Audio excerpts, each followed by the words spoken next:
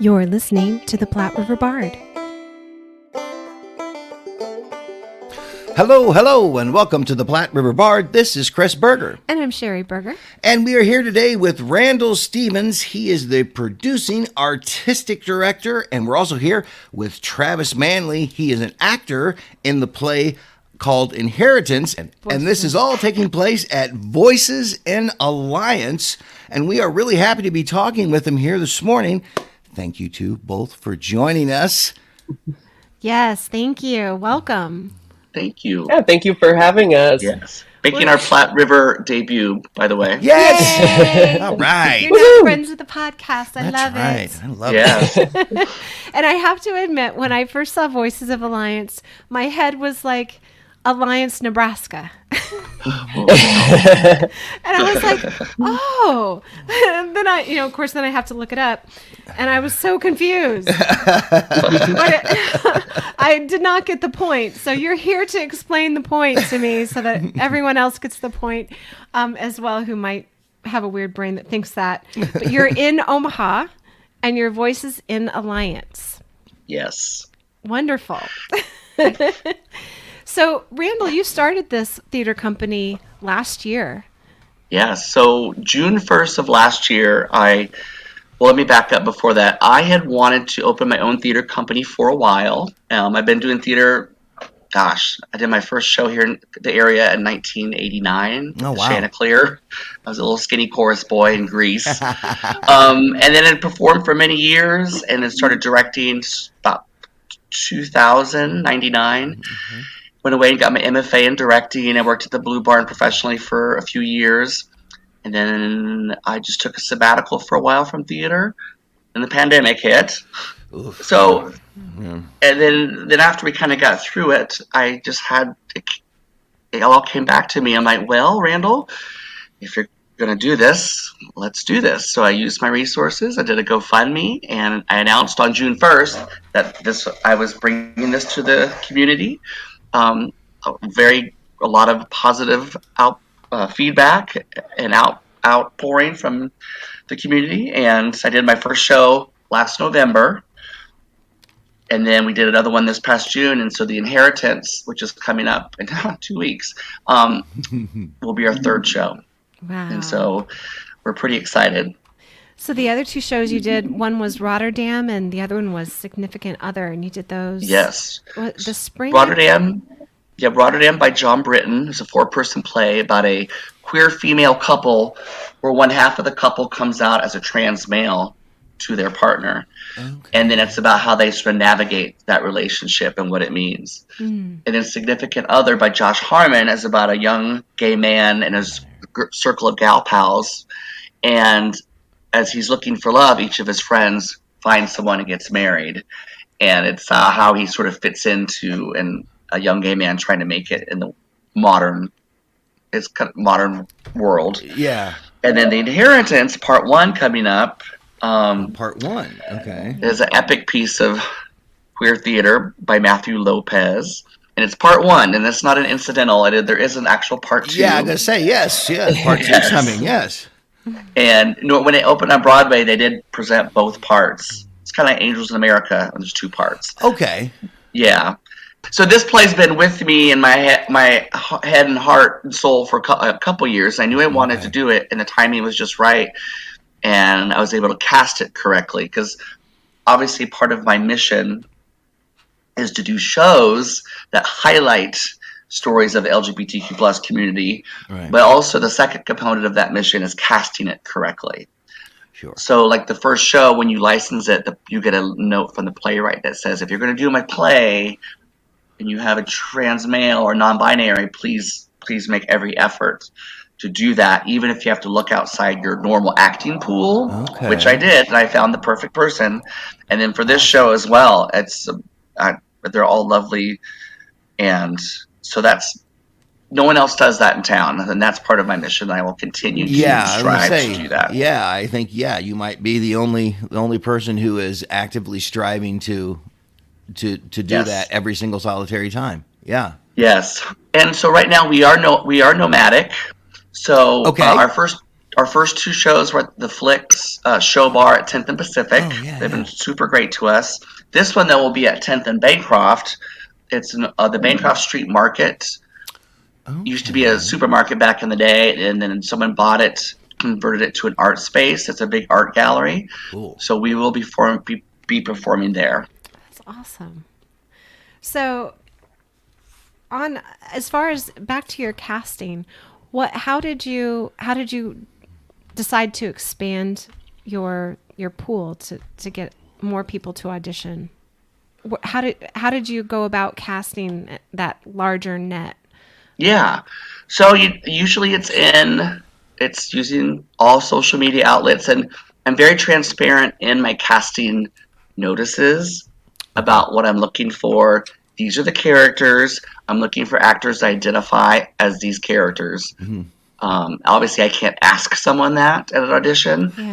Yeah. But they all have fulfilled that mission, and I think that the people that show up kind of know that now. That's kind of I've established that, so I'm excited when anybody shows up new, especially to bring them into the family, so to speak. That's awesome. Yeah, and it matters a lot to people when they see specific casting announcements like that, because if you identify a certain way and you see a casting announcement that says, we will see anybody for this part, versus we want to see you for this part, you are way more likely to show up to that audition. Right. Fair enough. Wow. Yeah. So, Travis, you saw the call and decided to audition. Yes. Tell me about that process. What were you thinking? Well, okay. So I've grown up in theater basically my entire life, theater and performing, and I kind of put all performing on the back burner in around 2015 because I started a business in Lincoln, and I really did not I should take that back. I did not think I had the time or energy to do theater, but really I was just kind of, in a way, taking a break. But moving forward, I was like, really, I didn't realize how much I was missing it. And so I auditioned for a play right before the pandemic, and we started. It was at the Bellevue Little Theater, and we only made it 3 performances before we had to close due to COVID, because it was March 13th of 2020. Yeah. And so after that, I took another long break from theater. But around the time that I auditioned for that Bellevue Little Theater play, I had just seen The Inheritance, both parts, for the first time. And then it really galvanized me to get back into theater. But then during the pandemic, I actually went to Kansas City and saw it a second time with a regional theater there. And that also galvanized me to get back into theater and start looking around again. I was so nervous and timid. And then I saw that someone in Omaha was doing this like daring, provocative and evocative play. Yeah. And I just knew I had to jump back in. Didn't matter how scared I was. Oh, that's great. So how is it going? Are you having fun? Or oh my gosh. Well, and that's honestly one of the reasons why this was my wanting to come back to theater, why seeing The Inheritance is going to be performed in Omaha made me want to come back to theater, because when I saw it in both iterations, I saw it in New York and I saw it in Kansas City, you could just feel an energy coming out of that giant ensemble cast, that you could feel them experiencing gay community in a way they had never experienced it before, even New York people, even Kansas City people. And so I knew in my heart that there would be the same thing for us here in Omaha, and it really is. Being in a room with other queer people and sharing stories, I know it sounds so simple and plain, but I can't remember a time that I had an opportunity to connect with other queer people this way. That's wonderful. Yeah, that's really powerful. No, you definitely need and deserve that. And I think that's great. So what are some of the challenges that you've had putting this particular play together? Well, financial is always, as you know, whether it's Manley or Omaha or anywhere. But we're lucky we do have a corporate sponsor. Nice. So Yahoo has generously sponsored the show, which helped.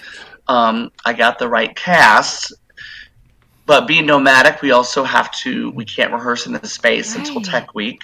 That's okay. I have a. So we've been rehearsing in a banquet room at a hotel. Oh, but that's okay. Nice. Works. Everyone's sort of up for the challenge, and conflicts, as you both know as well. Trying to get 12 people in the same room at the same time. Right. Yes. It's not easy, but we finally. They're all here now until we open. And I may have lost a little more hair during this rehearsal process. But they're all just so, and Travis can attest to this too, they're just so hungry. All the actors, they want to tell this story. They're there in it.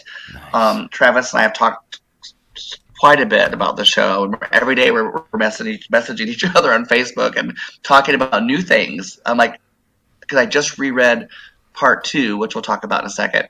And I'm still discovering things about the script. I'm like, which is exciting for actors and then for audience members when they come see it as well. Yeah.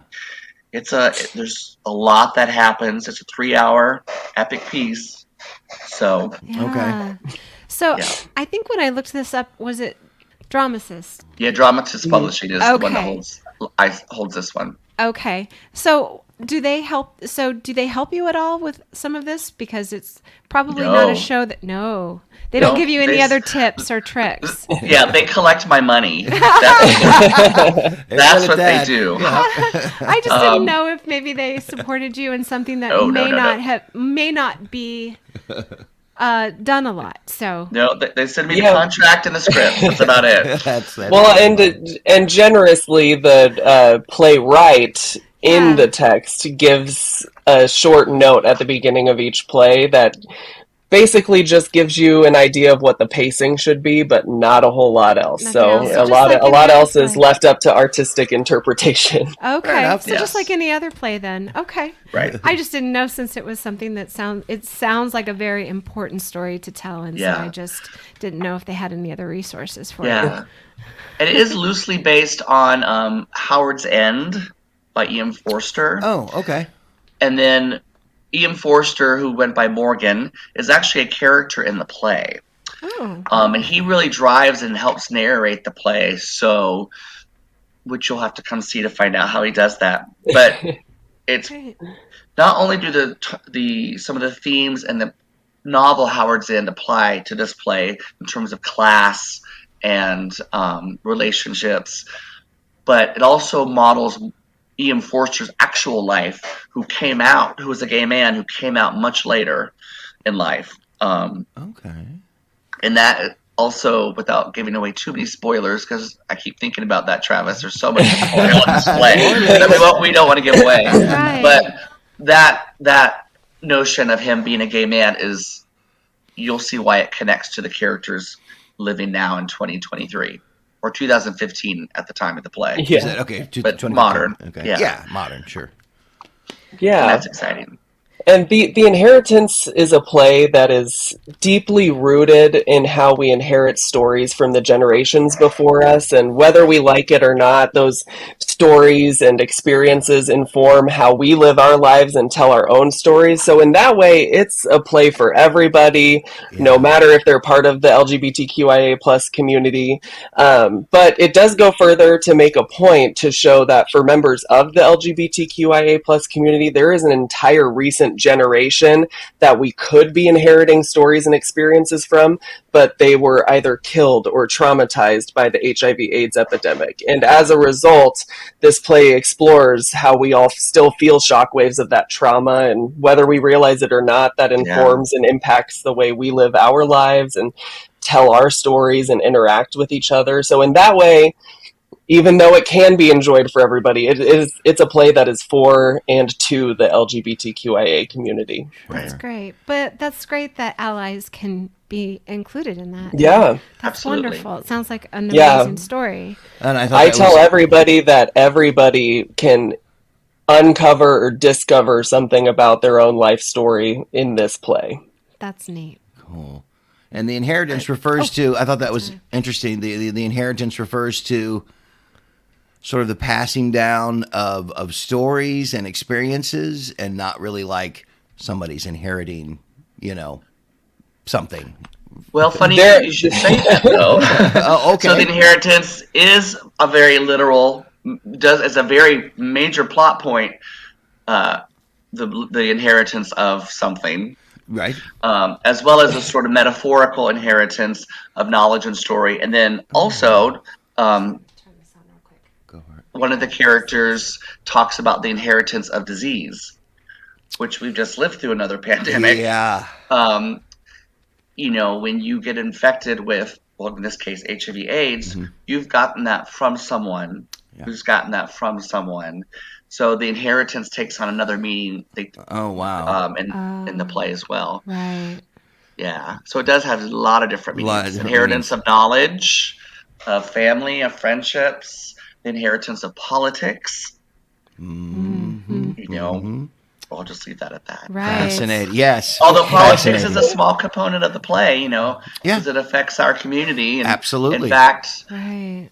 Since the show is set, I said between 15 and 17, there's one scene is the core group of gay friends watching the 16 election.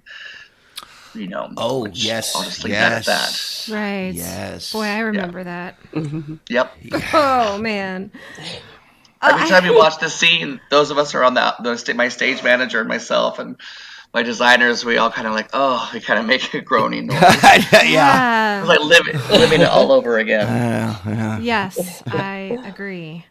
I have to just say, this picture, I'm going to show it to you. This picture that you have on Facebook of Travis and your other actor just looks like something out of, PBS, like Downton Abbey. It's beautiful. It's absolutely beautiful. Great picture. Yeah. His name is. Well, you know what? If you enjoy PBS and NPR, this is probably exactly. Oh, well, I just thought it was beautiful. Yes. His name is Brett Foster. He does play. He plays two characters. He plays Ian Forster, Morgan, and then he also plays Walter, an old gay man of a different age who meets one of our core characters. And it does represent that generational divide as they try to they develop a friendship. That's wonderful. So yeah. Cool.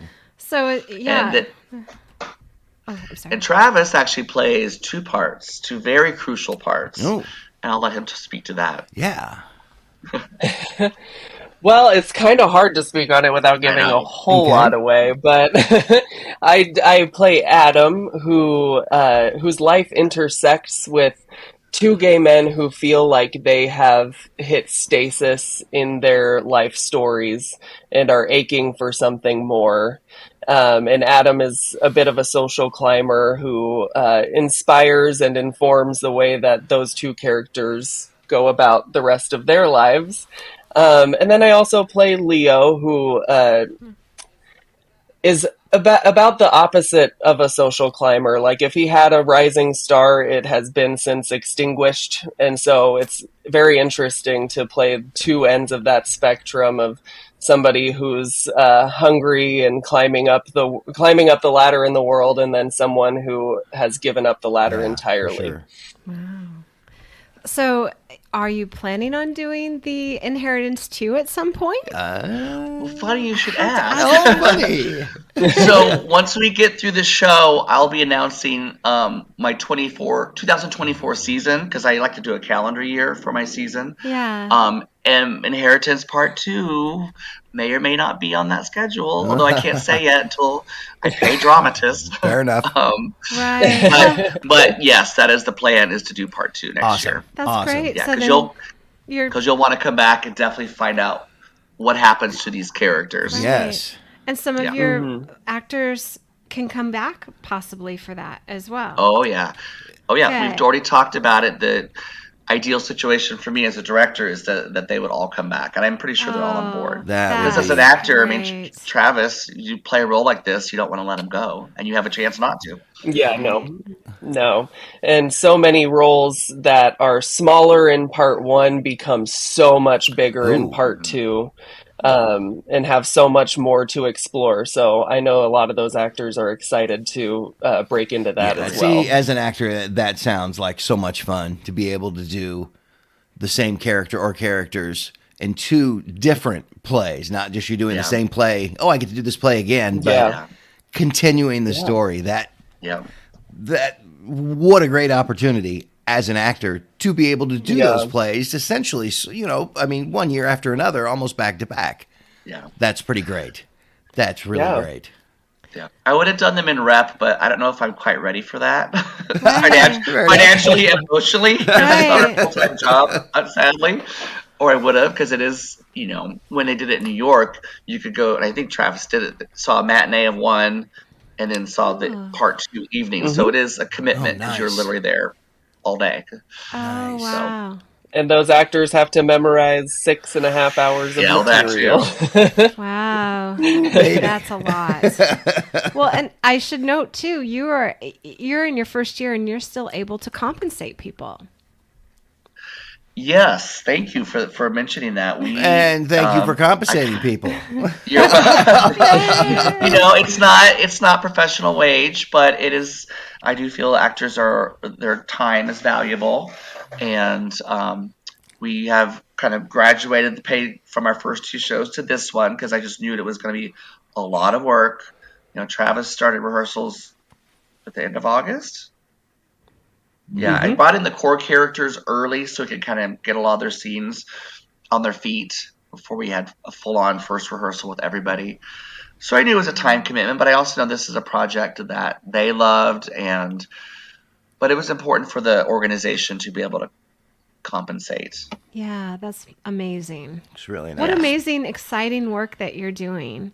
Thank you. You're also helping a lot of people who just, you know, they want to see these stories, but they're making connections, and on top of that, they're seeing something that maybe they can really relate to that they're not able to anywhere else. Right.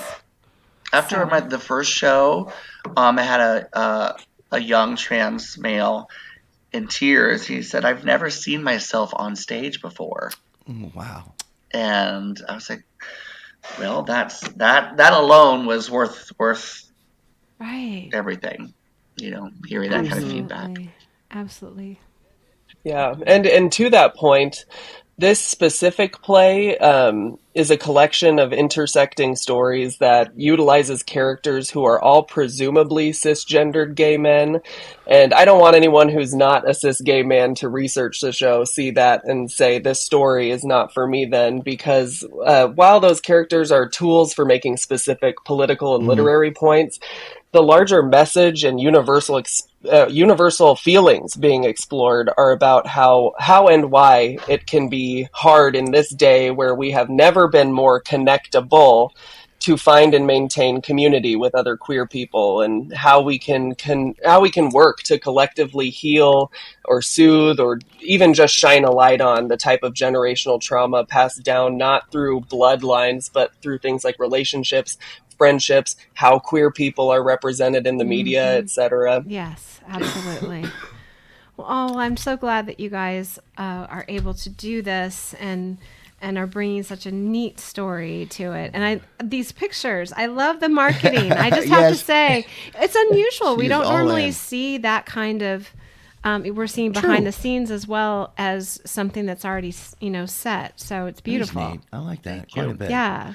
No, it's really cool that you're doing the play and that you're casting it the way you are. I think that was a big. Thank you. I think that was a big thing to learn, that it's not just, oh, hey, we're doing this play, but we're casting it sort of appropriately.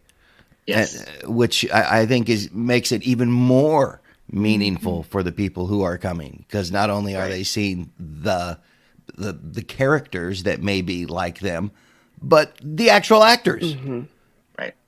Which is pretty powerful, I think. Yeah, personally, when I first saw this play, this first part, even not even part 2, but just part 1, I had several huge revelations about how I viewed and understood other queer people. I was a fundamentally different person walking out of the theater than I had been walking into it. I can't promise everyone will have that transformative of an experience, But I think this play can be a good jumping off point for conversations with your friends, family, and most importantly, conversations with yourself.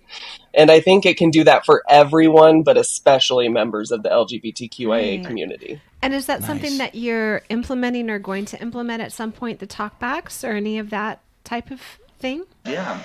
So we will have a talkback after the first matinee, which would be the 5th.